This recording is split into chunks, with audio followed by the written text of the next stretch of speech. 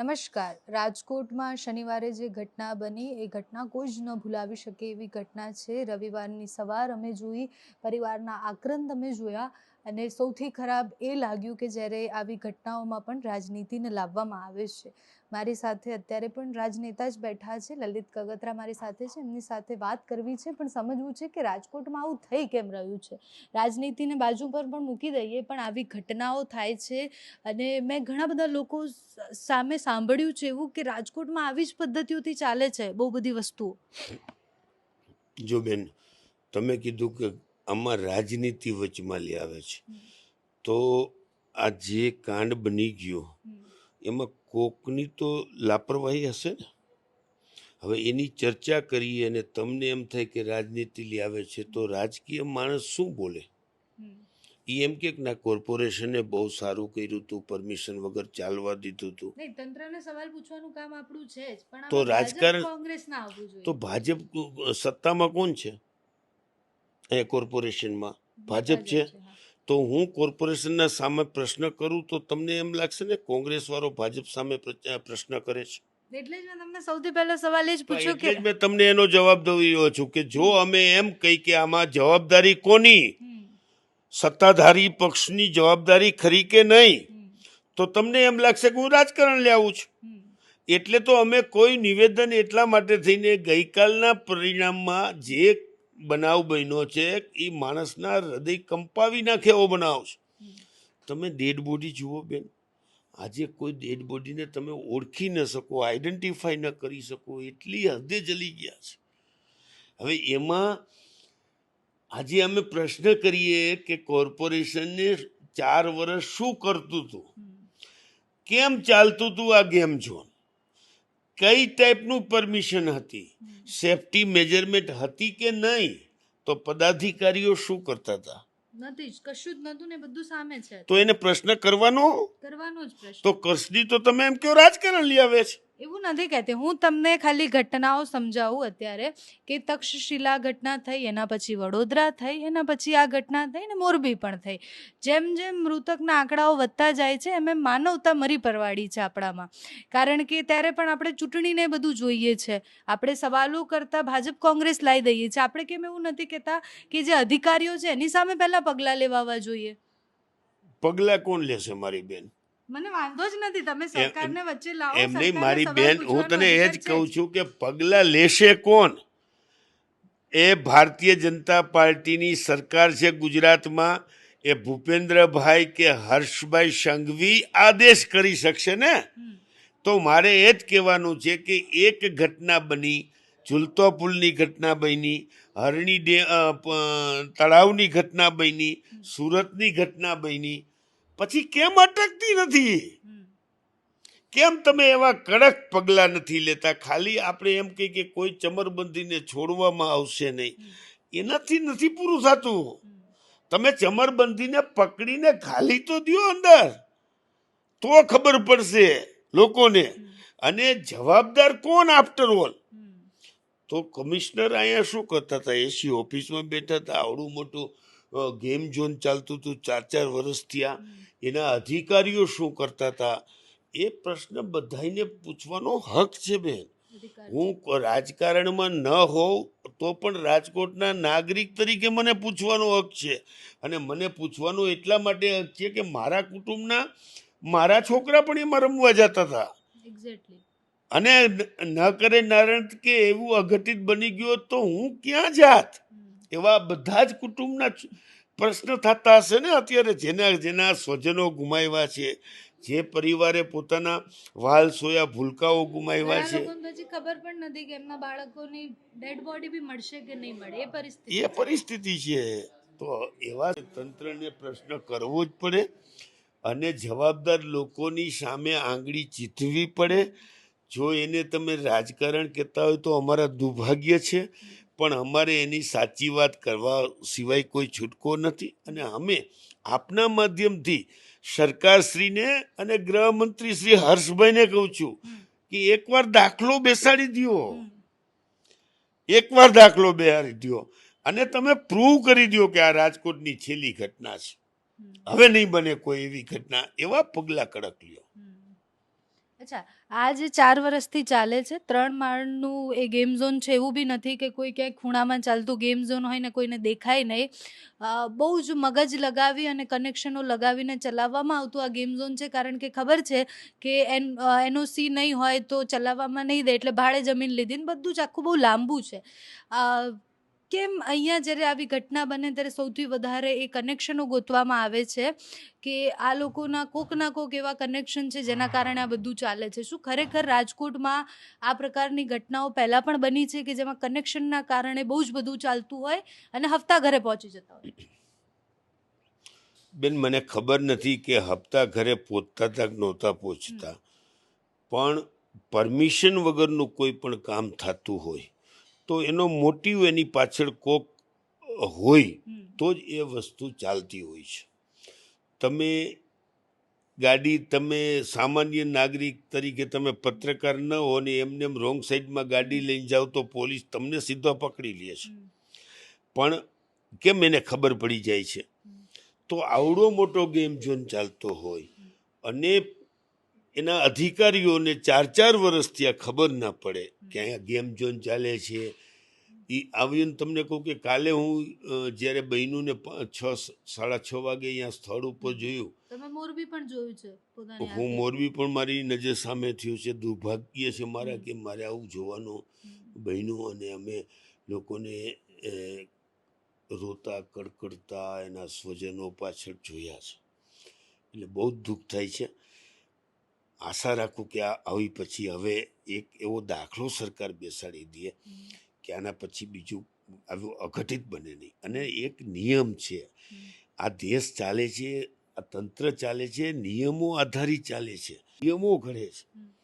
તો તમે જે નિયમોનું પાલન નથી થતું તો શું કામ એની સામે પગલાં નથી લેતા? એક નાનો એવો પોલીસનો અધિકારી પોરબંદરમાં સતીશ્વરમાં આવે તો આખું ગુંડાગીરી સાફ થઈ જાય એક સમયમાં. આ રાજકોટે જગદીશન જેવા કમિશનર જોયા છે કે જેના પાછળ રાજકોટે 5 દિવસ સુધી હડતાલ પાડી તોફાન કર્યા હતા, 3-4 લોકોના ડેથ થયા હતા. એવા કમિશનર હતા. તો એવા કમિશનર, એવા અધિકારીઓને ફ્રી હેન્ડ કામ કરવાનું આપો.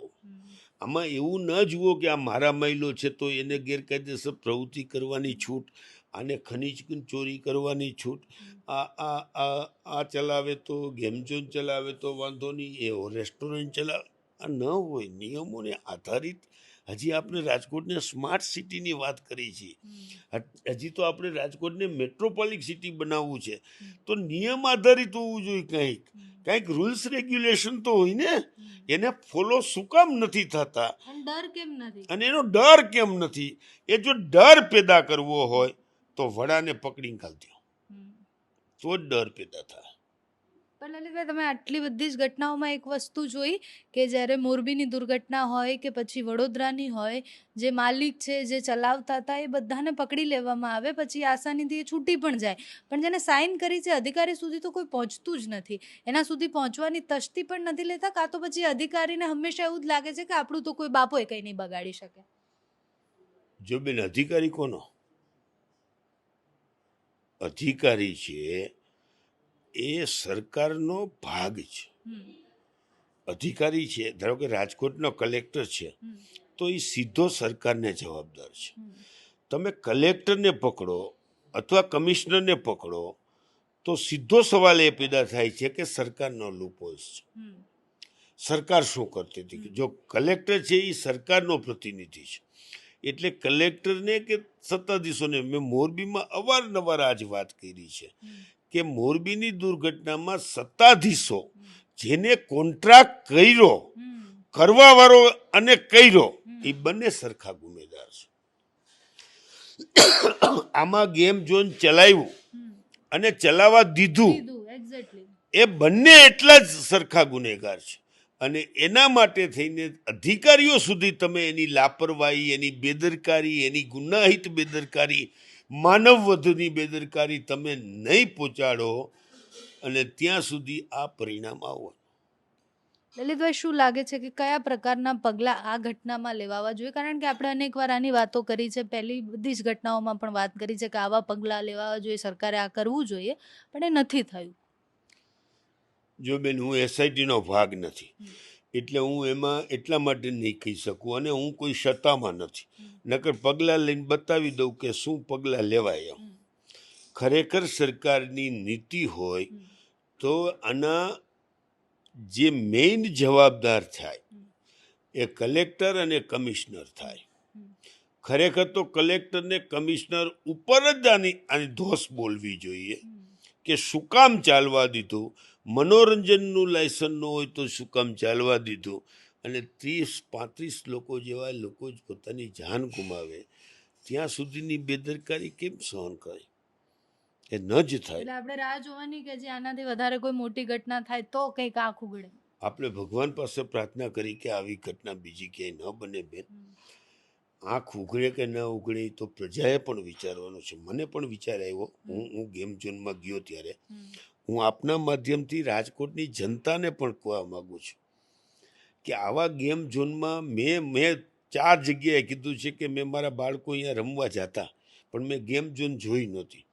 અને આજે મેં જોયું કે આખું ટેમ્પરરી સ્ટ્રક્ચર ઉપર ઊભી થયેલી ગેમ ઝોન છે. હું કોઈ દી મારા બાળકને ના મોકલું.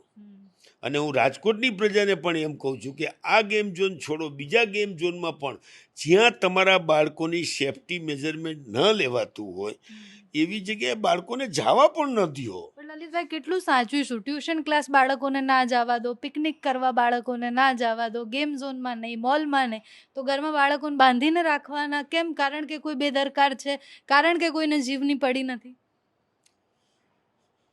આ પ્રશ્ન દરેક મા બાપને થાય છે કે છોકરાઓને ટૂરમાં મોકલવા કે નહીં, એક્ઝેક્ટલી. છોકરાને બહાર લઈને જવું કે નહીં, કોણ પીધેલો ગાડી ચડાવી નહીં દે, કોણ પીધેલો ગાડી નહીં ચડાવી દે, એની પણ ડર લાગે છે.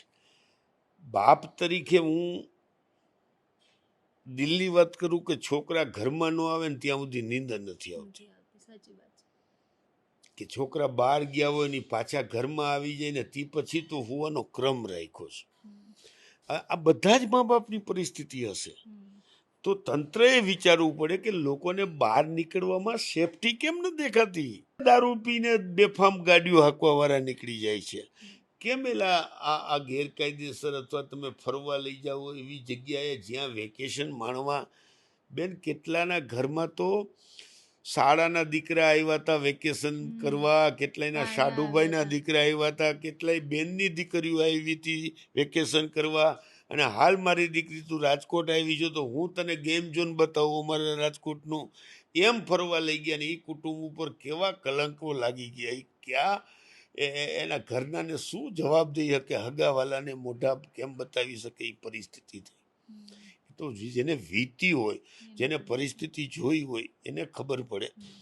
ભગવાન પાસે પ્રાર્થના કરું કે આ કુટુંબને જે વીતી છે એવી કોઈ દી કોઈને ન વિતાવે, અને એને આ આવી પડેલી આફતમાં, આ દુઃખમાં આભ ફાટ્યો છે, એની ઉપર દુઃખના ડુંગરો તૂટી પડ્યા છે, ત્યારે એને લડવાની હિંમત આપે, અને એ લોકોને આશ્વાસન મળે એટલી જ હું વાત કરવા માંગુ છું. લલિતભાઈ, તમે જે ઘટનાઓની વાત કરી એ ઘટનાઓ મેં પણ જોઈ છે, અને ગુજરાતના બધા જ લોકોએ બધી જ ઘટના જોઈ છે. જો આપણી સામે જે ટીવી છે એમાં રડતી માનો આક્રંદ આપણને સંભળાઈ શકે છે, એનો અવાજ આપણને સંભળાઈ શકે છે, તો એ સત્તાધીશો સુધી કેમ નથી સંભળાતો, અને એમના પેટનું પાણી કેમ નથી હલતું? કારણ કે એક નાનું બાળક, હવે એ બાળક પણ નથી, એ ભઠ્ઠીમાં સળગી ગયું છે, એવી પરિસ્થિતિમાં એની લાશ આવી છે. જ્યારે ઘરે પહોંચશે ત્યારે એની માં કેમ જીવશે? એનો બાપ જે ઓલરેડી આટલું બળેલું છે એને કેવી રીતના અગ્નિદાહ આપશે? એ સંવેદનાઓ કેમ નથી પહોંચતી? ખબર નથી પડતી. એમાં રાજકારણની વાત આવી જશે તો તમને પાછું એમ થશે કે રાજકારણની વાત છે, પણ પ્રજાનો પણ વાક છે, વ્યવસ્થા તંત્રનો વાક છે, અને એક ધારી સત્તાઓથી માણસમાં જે મદ ચડી જતો હોય છે, અભિમાન ચડી જતું હોય છે, એનો પણ વાક હોય છે. એકધારી સત્તા મળતી હોવાથી જે લોકો સક્ષમ લોકો હોય એના એફિશિયન્સી જોયા વગર મારો ને તારા લોકો પદાધિકારીઓ થઈ જાય છે. નજીકના લોકો જેનામાં કંઈ એફિશિયન્સી ન હોય. જો આજની તારીખમાં હું તમને કહું છું કે અધિકારીઓ પણ એવા એ ટાઈપના હોય છે કે આપણે આ કલેક્ટર જેવો ના લાગે, પાવર જ ના હોય. કલેક્ટરની ચેમ્બરનો દરવાજો ખખડાવો ને સાહેબ, એ તો સંસદ સભ્ય ધારાસભ્ય નહીં 2 વાર આમ ડગી જાવો જોઈએ. એવા અધિકારીઓના પાવર જ નથી રહ્યા, પાવરલેસ કરી નાખ્યા છે. હાવ કોઈ પોલીસ અધિકારીમાં પાવર નથી રહ્યા, કોઈ કલેક્ટરમાં પાવર નથી રહ્યા, તંત્રમાં ક્યાંથી રહ્યા? કોની પાસે પાવર છે?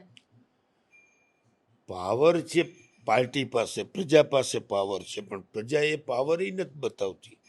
એટલે આ રૂટીન થઈ ગયું છે બધું. તમે એક આવા કાંડ બની ગયું હોય ને પછી પ્રજા એને પ્રતિસાદ આપે તો બીજી વાર પબ્લિક એ લોકો પણ વિચારતા હતા. છેલ્લો સવાલ છે કે શું અપેક્ષા છે, કારણ કે મૃત્યુઆંક સતત વધી રહ્યો છે અને ભગવાનને પ્રાર્થના કરીએ કે ના વધે, જેના ગુમ છે અને મળી જાય પાછા, જે આશા સાથે લોકો કાલથી બેઠા છે. તમારી શું અપેક્ષા છે કે કઈ રીતની તપાસ થવી જોઈએ આમાં ન્યાયિક રીતના? મારી એક જ અપેક્ષા છે. હું આ રાજકોટ શહેરમાં 50 વર્ષથી આ રહું છું. રાજકોટ શહેરમાં નહીં, ગુજરાતમાં નહીં, પણ એવા સખત કાયદા બનાવો, એવો ડર ઊભો કરી દો કે આ રાજકોટની ગેમ ઝોન વાળી જે ઘટના છે એ છેલ્લી બની જાય. હવે પછી આપણા દેશમાં માનવ સર્જિત કોઈ એવી દુર્ઘટનાઓ ન બને કે જ્યાંથી સામૂહિક લોકોનું ભોગ લેવાય. એવો સખત કાયદો બનાવો ને એવો તમે એને જે અધિકારીઓ છે એને પાવર આપો, છૂટા હાથનો દોર આપો કે બીજી વખત તમારે કોઈ દી એને હામું ના જોવું પડે. એટલું તંત્રમાં દોર આપો, તંત્રમાં એટલી તાકાત આપો કે જેનાથી ગેરકાયદેસર ચાલતી કોઈ પણ પ્રવૃત્તિ, કાયદા બહારની પ્રવૃત્તિ ક્યાંય ન ચાલે, એવો દાખલો બેસાડો, એવી મારી અપેક્ષા છે.